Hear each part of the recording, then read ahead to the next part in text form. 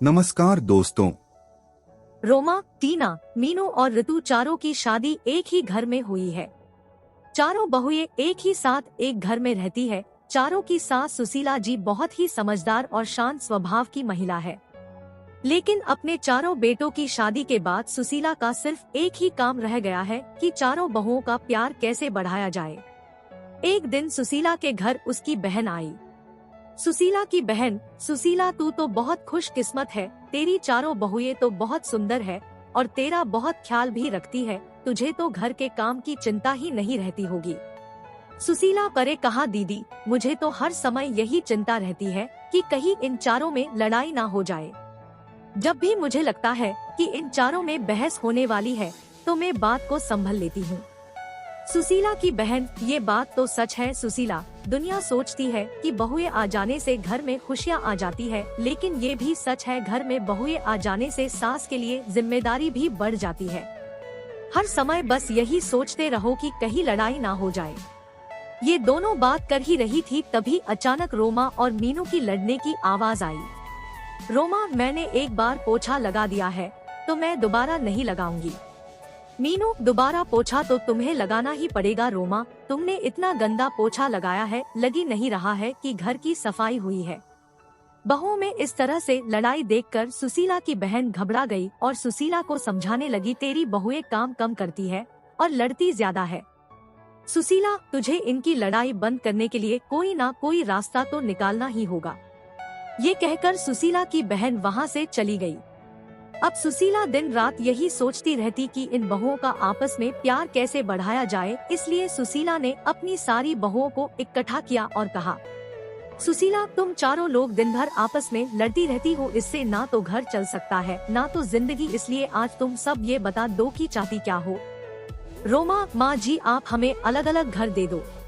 सुशीला, मेरे पास इतना पैसा नहीं है कि मैं तुम चारों को अलग अलग घर बना कर दूं। मीनू, माँ जी ये घर भी तो बहुत बड़ा है, आप इस पर 4 मंजिल बनवा दो और हम चारों को दे दो। सुशीला, मैंने अपने चारों बेटों को बड़े प्यार से पाला है, इसलिए मैं नहीं चाहती कि तुम लोगों की वजह से मेरा घर टूट जाए। मेरे चारों बेटे अलग अलग रहे और मेरा क्या, मैं तुम चारों में से किसके पास रहूंगी।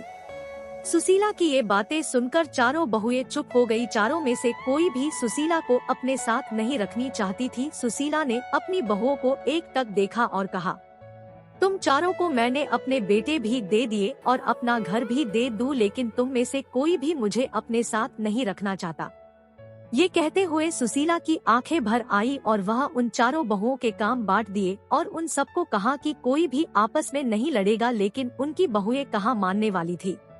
अब चारों बहुएं ने एक एक टीम बना ली। एक टीम में रोमा और मीनू थी और दूसरी टीम में ऋतु और टीना थी।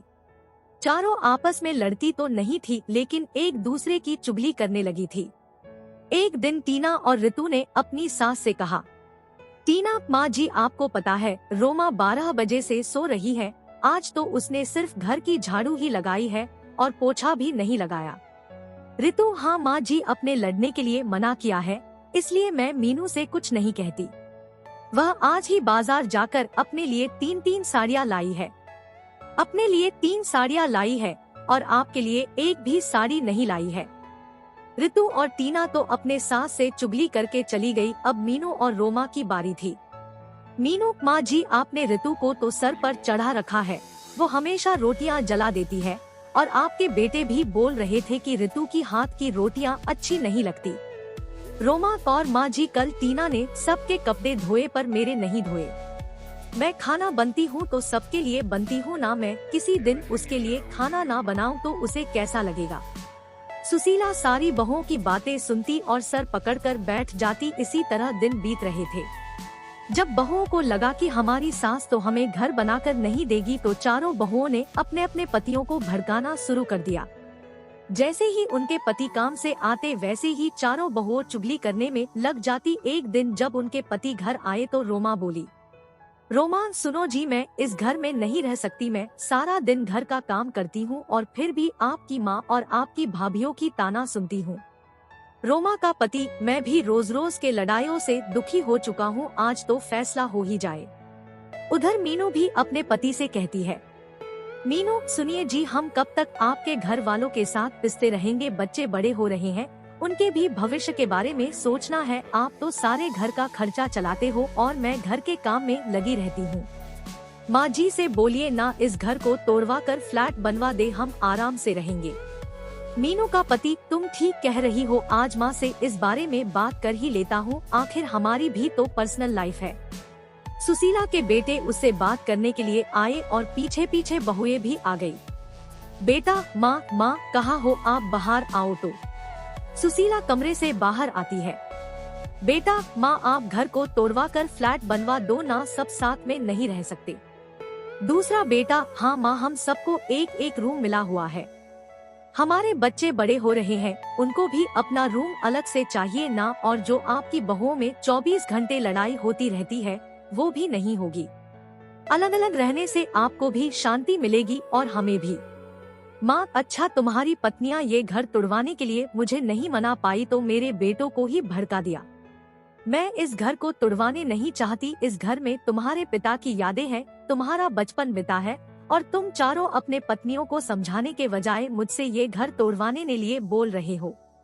सुशीला ने अपने बेटे और बहुओं को बहुत समझाया लेकिन कोई भी राजी नहीं हुआ और मजबूरी में सुशीला को अपना घर तोड़वाना ही पड़ा। जैसे जैसे हथौड़ा घर की दीवारों पर चोट कर रहा था, सुशीला को वो चोट अपने दिल पर महसूस हो रही थी। अब कुछ दिन बाद उस घर की जगह एक आलीशान बिल्डिंग खड़ी थी।